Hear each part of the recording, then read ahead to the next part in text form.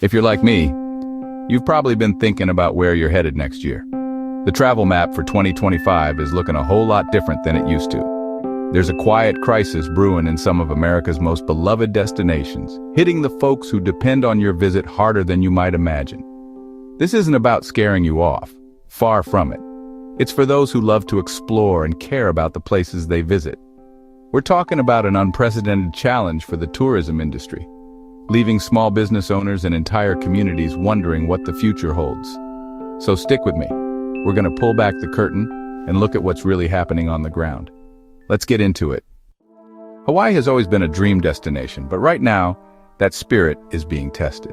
Tourism is Hawaii's lifeblood, and when visitors slow to a trickle, the effects ripple through every island. The numbers show a significant drop-off. Tour guides are struggling to survive, small businesses are hurting, big resorts are cutting hours for housekeepers and restaurant staff, forcing impossible choices for families. The challenge? How does Hawaii support itself when its foundation starts to crack? They're facing a future that demands a fundamental rethinking of their economic model. Hawaii's story is about more than beaches. It's about the people who call it home.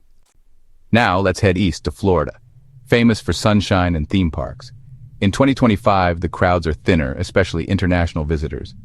Orlando's theme parks are economic engines, but with fewer visitors, revenue drops. The absence of European and South American tourists hits hard. Not just the parks, but hotels and restaurants. Down on the coast, places like Miami Beach are quieter. I have 2 kids. I don't know how I'm going to buy their school clothes this year. What is Florida without the tourists? For now, families and businesses are just trying to stay afloat. The magic is still there, but the business of magic is facing a serious test. Let's head to Las Vegas, a city built on spectacle and chance. The real loss isn't at the card tables, but in empty convention halls. Conventions are the bedrock of Vegas's economy, and their slowdown leaves the Strip eerily quiet. It's a ghost town backstage. Shows that used to sell out are now half empty. Even I'm worried. No conventions means no customers, no tips, and no way to pay the bills. Nothing matches the economic impact of a packed trade show. Vegas's business model is built on density. When that disappears, everything breaks down. For the hundreds of thousands who call Vegas home, the stakes have never been higher. The city is holding its breath, waiting for the crowds to return. From the desert, we drive west to California, the Golden State.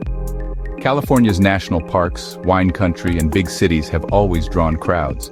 But now, the golden sheen is starting to tarnish. Yosemite and Joshua Tree see fewer visitors, leaving motels and diners in gateway towns struggling. In Napa and Sonoma, booking numbers are down, and vintners rely on direct sales that just aren't happening. San Francisco's cable cars and LA's tour buses have more empty seats. And for those who depend on tourism, that's the difference between profit and loss. Rising travel costs are making California vacations feel out of reach for many families. People are choosing destinations closer to home, leaving California's tourism economy in a bind. The impact is widespread, from museum docents to surf instructors to farm workers.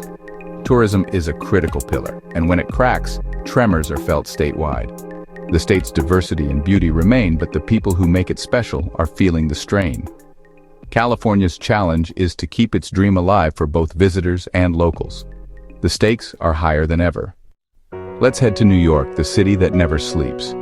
In 2025, the city's relentless energy is met with a sobering reality. Tourism is down, and the icons of New York's visitor economy are feeling the pressure. Broadway theaters struggle to fill seats, and beloved pre-theater restaurants are closing. Sarah, a Broadway usher, told me, "It's the quiet that's eerie. My hours are cut and I'm picking up shifts at a coffee shop to get by." Hotels from Midtown to Soho have lower occupancy, meaning fewer shifts for staff in one of the world's most expensive cities. Classic attractions like the Empire State Building and Statue of Liberty are less crowded, a worrying sign for the city's health. The reasons are complex safety concerns, high costs, and shifting travel patterns. New York is resilient, but even the strongest magnets aren't invincible. For millions whose jobs depend on tourism, the city that never sleeps is giving them sleepless nights. The struggle is real, and the future is uncertain. New York's spirit endures, but its visitor economy needs a revival.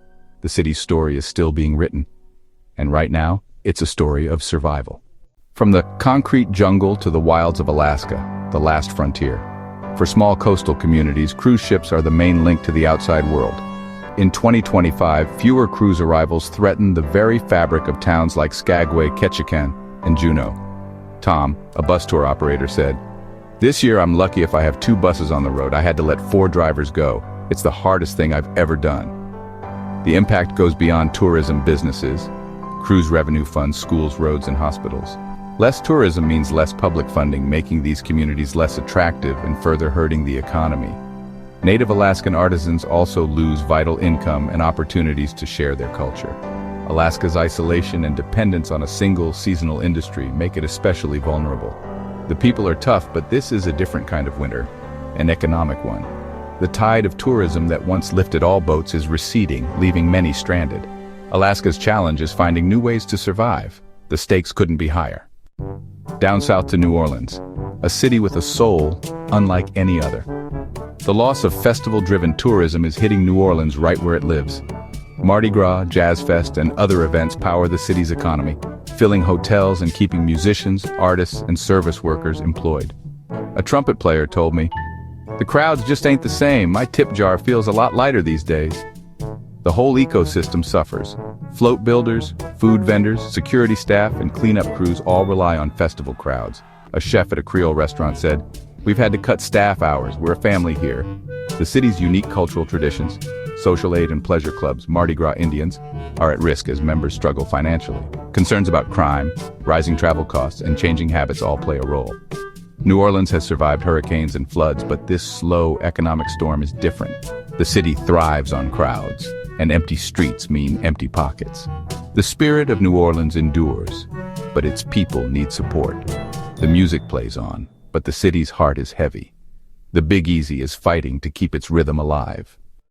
Let's mosey to South Carolina, known for its charm history and beautiful coastline. Myrtle Beach and Hilton Head have long been family and golf destinations, but economic uncertainty is cooling the warm southern welcome.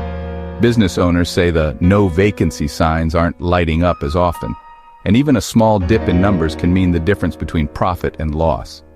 Golf tourism is also down, with more cancellations and fewer full tee sheets. Travelers are staying closer to home, making long-haul trips to the beach a tougher sell. A beachwear store owner told me, "I'm sitting on a lot of t-shirts and swimsuits. I've had to cut hours for my staff."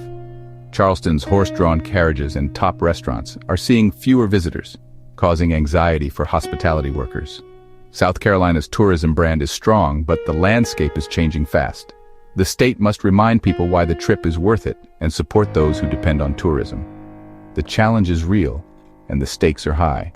The Palmetto State's future depends on adapting to new realities. The coast is still beautiful, but the economic tide is shifting. Let's climb to Colorado's Rocky Mountains, a state that sells adventure. The adventure tourism industry is on a slippery slope, with fewer visitors causing an avalanche of problems. Ski resorts face unpredictable snow and a customer base feeling the economic pinch. A ski instructor told me, "It's quieter, group lessons are smaller. I'm not sure how much longer I can afford to live here."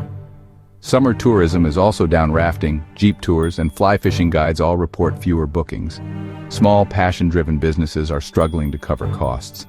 A lodge owner near a popular trailhead said, "My cafe is quiet. I had to let my only waitress go. Now it's just me and my husband." The ripple effect hits craft breweries, art galleries, and more. Colorado's image is one of vitality, but small communities are struggling to catch their breath. The web of outdoor tourism is complex and fragile. The state's challenge is to keep its adventure spirit alive for both visitors and locals. The Rockies are still majestic, but the economic slope is steep. The future depends on finding new footing. For our last stop, we're heading to the Grand Canyon in Arizona, a wonder of the world and the crown jewel of the state's tourism industry. In 2025, there's an unsettling echo in the canyon, the sound of fewer visitors. Gateway towns like Williams, Tusayan, and Flagstaff depend on the steady stream of travelers, and when it slows, the local economy dries up fast. A motel owner told me, "The phone just isn't ringing like it used to. The tour buses aren't full. I don't know how much longer we can hold on." Other Arizona destinations like Sedona and Page are also seeing a downturn, especially with fewer international tourists. Local guides and Native American communities lose crucial income and opportunities to share their culture. The vast landscapes feel eternal, but the economies within them are fragile. The premise that people will always come is being tested. Even the grandest attractions aren't immune to shifting travel habits. For northern Arizona, the silence from the canyon is a deeply worrying sound. The future depends on finding new ways to keep these communities alive. So, there you have it. From Hawaii to Arizona, a quiet but serious crisis is unfolding. This isn't just about numbers. It's about real people and communities whose livelihoods are on the line. The road ahead is uncertain, but this story isn't meant to discourage you from traveling. It's a call for awareness and a more thoughtful approach to exploring our own backyard. Support can start with staying informed, sharing these stories, and traveling responsibly. Buying local, tipping generously, and visiting in the off-season.